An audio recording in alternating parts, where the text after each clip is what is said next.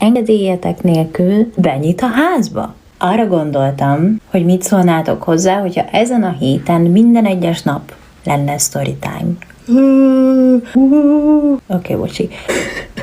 És vasárnap pedig hoznék nektek egy nyereményjátékot ide TikTokra. És ma ezt a postás sztorit fogjuk kivesézni, ami a barátnőmmel történt. A sztorihoz hozzátartozik, hogy vidékről beszélünk, na de akkor is. Szóval a barátosném éjszakás volt, és így érthető módon, ahogy reggel hazaért, fogta magát, és hatalmas sebességgel be is aludt. A férje pedig ott dolgozott a közelbe, úgyhogy hát mivel elvileg így néha hazajött, néha elment, néha hazajött, néha elment, így nem mindig volt bezárva az ajtó.